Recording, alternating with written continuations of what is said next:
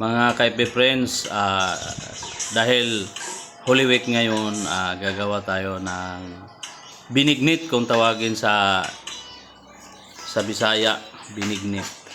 Una, magbala tayo ng kamuti at saka gabi.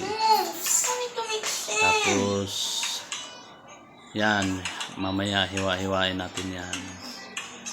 Hiwa-hiwain siya ng maliit. Pero kasalukuyan na nagpakulo na ako ng kuan dyan ng malagkit. Kunti lang.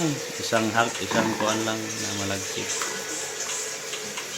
Isang takal na malagkit. Pinakuluan ko.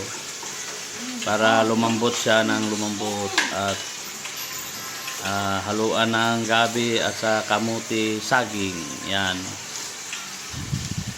Ito na yung nakagawian ng mga Pilipino mula noon pa, noong hindi pa dumating si Magellan sa Pilipinas. Ito na siya ang nakagawian na gawain pag mag-Holy Week. Mali pala, kasi si Magellan pala yung nagdala ng Catholic. Kuan pala. Pero basta yun na yun, basta pag mag-Holy Week, yun na ang gagawian ng mga Pilipino para i-celebrate yung Holy Week.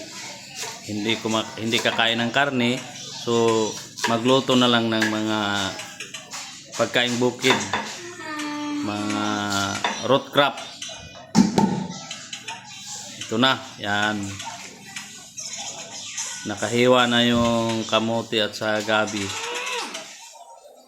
Yan na yung pinakulo ko na kuan.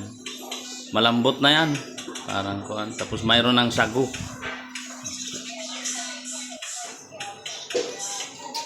Saging, balatan ang saging, pagkatapos hiwain ng maliit para madaling maluto at saka mabagay din siya sa kamote at saka sa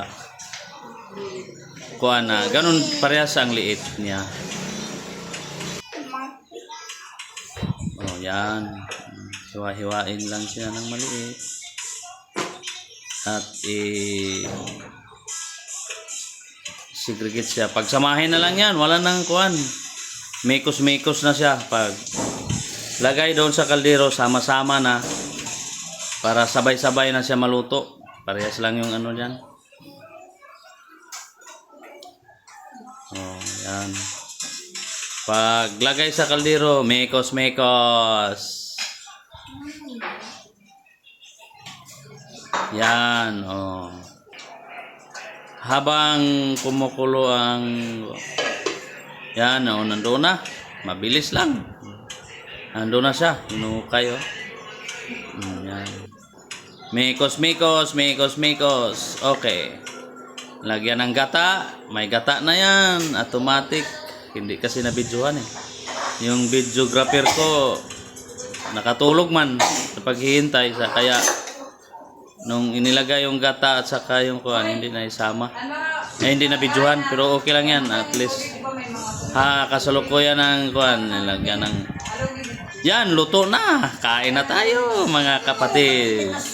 Maraming salamat po sa panonood kung paano gawin ang binignit. Kung sa waray pa, ginataan, nga marasa nga ginataan. Maraming salamat. God bless you all and happy long weekend.